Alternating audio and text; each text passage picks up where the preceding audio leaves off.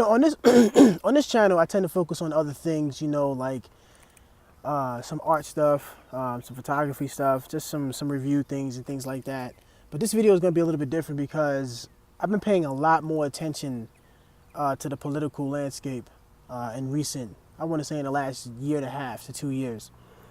And I see a lot of ideas coming up, especially within the presidential candidates, like, the Democrats and all that. Now, for a while, if anybody who's happened to follow me on Facebook or whatnot, I'm about to delete Facebook, actually. But if you follow me on Facebook, you'll see that I'm not a really big fan of Democrats at all, especially when it comes to black people. And I'm putting myself out there right now by even showing my face on this video. But I really do not like Democratic Party right now. I really don't. And the thing about them is for the last 60 years, they really haven't done much for black people. I've seen my people suffer a lot, constantly. And it's like every year, every 2 years, or every presidential candidate that come around every 4 years, it's always, well, you're going to get this, you're going to get that, you're going to get this, you're going to get that. And they sing a song and dance. They do what Bill Clinton did, play the saxophone, or where Hillary Clinton talking about, I got hot sauce, or speak at predominantly black events with a southern accent. And I just feel like they do all of this pandering, and then they get our vote, and then they do absolutely nothing. Absolutely nothing. Absolutely nothing. And we vote for them again and again and again and again, and we've been doing that for decades, and it just hasn't really, I haven't seen it, man. Every city that's predominantly black or black, and I'm not talking about black and brown, I'm talking about black people, ADOS. All the cities where we are the dominant number, those cities are failing. At least the ones that I've been to, such as Detroit, Baltimore, was it Cleveland? Like, a lot of these places are just messed up, and a lot of them are Democrat ran, and they keep promising a bunch of handouts. Honestly, I'm not with it, man. I think black people did a lot better when there was none of these programs going on. I would say we did better as far as figuring out how to win. Now that all these programs are here, as a whole, we're not figuring out how to win. We're just waiting for the next handout. Now, I just don't like it, man. But there has come a time in the last 6 months when it comes to the Democratic Party where 3 candidates actually stand out. Because I was voting third party. I voted Green Party the last election, and people were on my ass about that. Well, you gave votes to Donald Trump. Honestly, I did not like Hillary, and I'm sorry. No, I'm not sorry. I'm not voting for her. I will never vote for Hillary. Never, ever. The thought never crossed my mind. Oh, vote for the lesser of two evils. Hillary has some skeletons in the closet, man. I can feel it, and I'm just not with it. And Donald Trump, well, hey, you know what? Most people like a shit talker. That's why he got elected. Let's keep it real. All right? So, but going back to these Democrats, these guys there's 3 candidates. I'm kind of like jumping around a lot, but there's 3 candidates right now that actually stand out, that actually make me say, you know what? I can vote for the Democrats, one more time to see how this works. Because I voted for them twice when it came to Obama, and I'm largely disappointed when it comes to that. But with these 3 presidential candidates, Andrew Yang, Marianne Williamson, and Tulsi Gabbard, are the only 3 that I've heard so far making any kind of sense.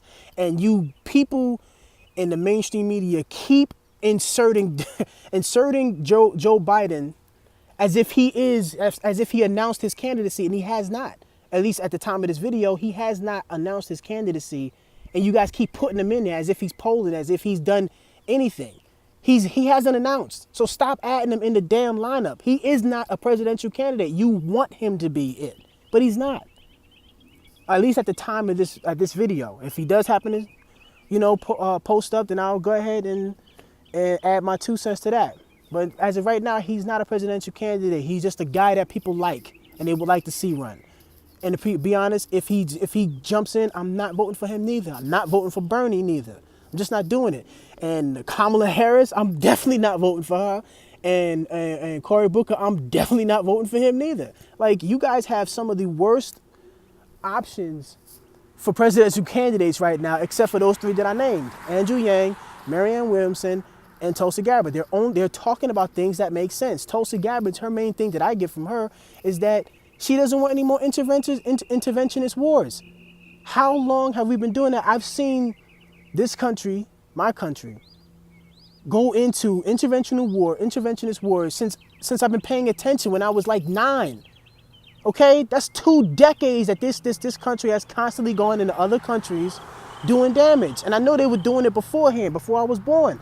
Like, enough's enough. Maybe that's the reason why we have the trillions of dollars in debt that we have, because you guys keep going over and doing crazy stuff to other countries where you haven't even fixed any of the problems that we have right here. None of the problems that we have right now, none of you politicians who vote for these wars have fixed any problem. The problems just keep getting worse.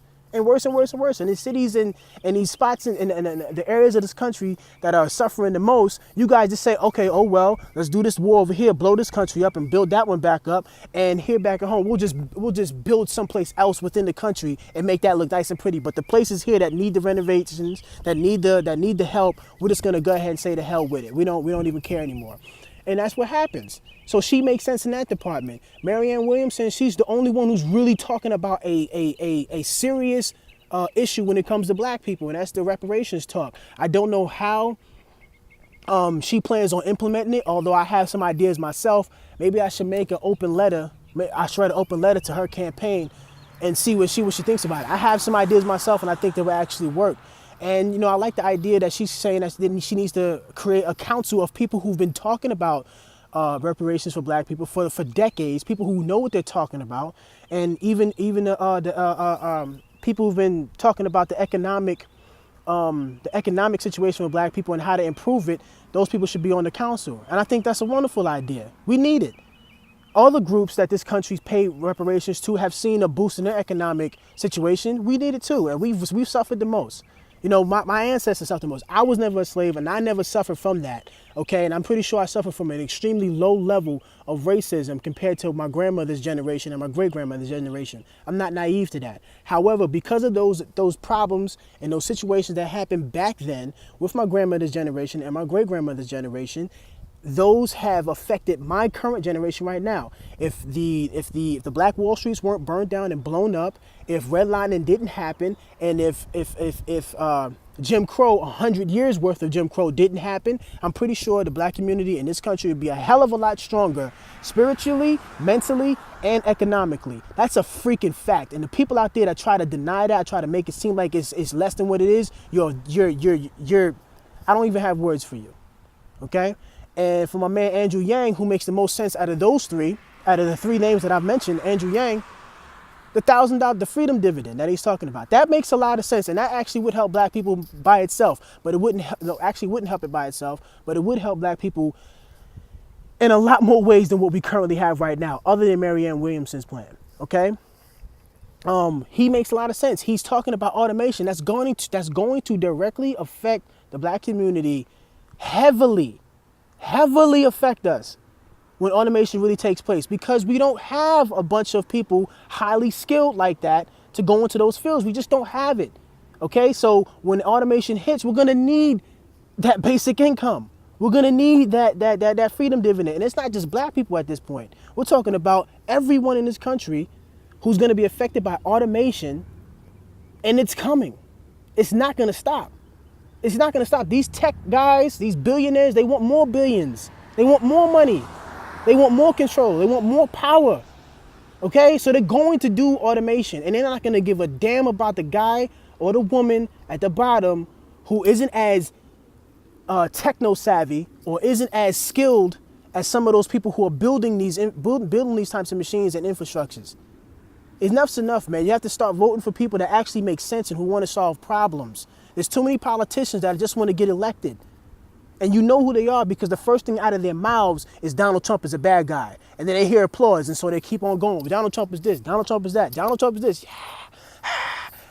That's all they talk about. They just want to win the goddamn job. They're not going to fix anything. They haven't fixed anything.